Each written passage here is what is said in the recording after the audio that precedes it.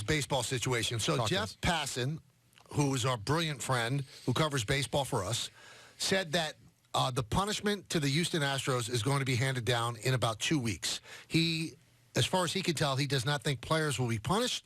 He thinks it will be management, ownership, manager, coaches, front office, that sort of deal. And Manfred is going to have to do a really heavy-handed punishment to stop people from doing. Now, The Athletic, which initially broke the Astros trash can banging story, they have come out and said that in 2018, the Red Sox were cheating. All right, so 2017, the Astros won the World Series.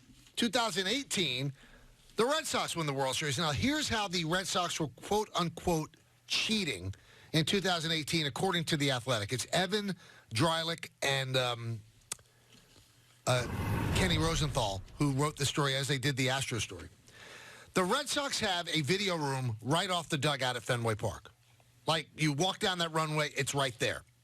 So what was happening in 2018, they had video cameras that were fixed on the catcher's signs. And they would decipher the catcher signs when there was somebody on base. So, you'll give like a series of signs when somebody's on second base so that the guy at second base can't see one fastball, two curveball, the whole deal. So they would get the series right and go, okay, so it's the third sign. The third sign he puts down is the sign that you get. They would get that from studying in the video room. And then in real time, they would go into the dugout or have a player go into the dugout and say, okay, the sequence of signs, the second sign is the sign that they're going with. That's the hot sign. So if a catcher puts down 3 fingers, then 1, then 2, it's the second sign, it's a fastball. And they would tell anybody who got on second base, that's the sequence, and you can relay it to the batter at home plate. Now, the commissioner's office has handed down an edict that you cannot steal signs electronically. But there's such a thin line of that I would like to accentuate here. So after the game's over and you've got video of everything that happened during the game, you could sit there and decipher the sequence of signs. And then the next day, you could tell your players exactly what happened, and that's legal. But in real time, it's not legal. Hey, listen, I'm going to sit here, and you're going to be shocked, and I'm going to defend the Red Sox. Is that really cheating, or is that gamesmanship? Now, what the Astros did is cheating. Because they're banging a trash can to tell you what pitch is coming because they just picked it up on a sign there. There's no artistry to it. What the Red Sox did was come up with the sequence of signs, and the only way they could take advantage of it is if one of their players got to second base. Nobody's sending out signs by banging a trash can in the dugout at Fenway Park. And I got to tell you something else, everybody. I know a lot of Yankee fans are going to come down on the Red Sox. They cheated. That's why they won the World Series. Pump the brakes, Sal, okay? Every single team, for the most part, has a video room right off the dugout. This can be done every single game. Now, it seems like the Athletic got 3 players from that Red Sox team to say the Red Sox did it. And that's what got the Astros, because Mike Fiers came out and said exactly what was going on, and then it was backed up, and that started the investigation. What the Astros did to me is blatant cheating. I think that what the Red Sox have done, that to me is gamesmanship. It just is, because you could say, well, if you see it overnight, they could change the sequence. Okay, they could, but the sequence might be the same. I just think that that's smart baseball. I really do. But it's not up to you. You're right. The electronics supposed to be out right. I mean, so it is against the rules. I mean, we could talk about how, well, what's the big deal about jaywalking?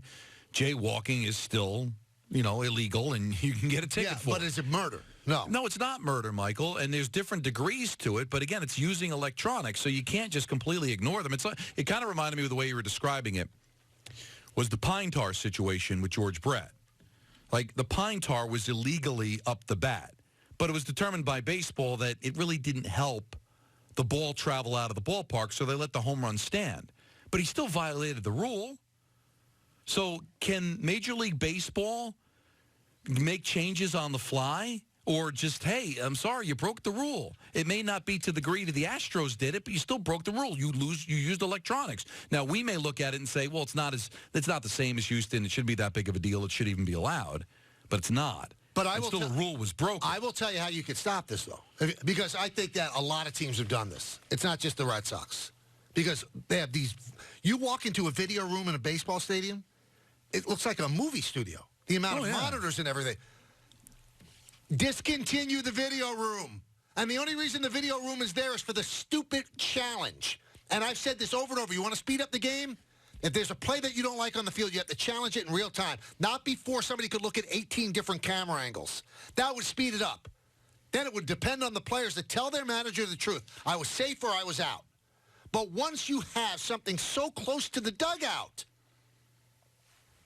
that gives teams an advantage. With their electronics, what do you expect to have happen?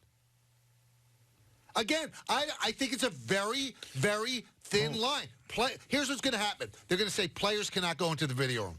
And nobody from the video room can go into the dugout. And there can be no communication from the video room to the dugout except for challenge. But you get rid of all of that. Move the video room back into the clubhouse, far away from the dugout, and don't have the video coordinator have anything to do with challenging an instant replay. Nothing. Challenge it in real time. It'll be better for the game.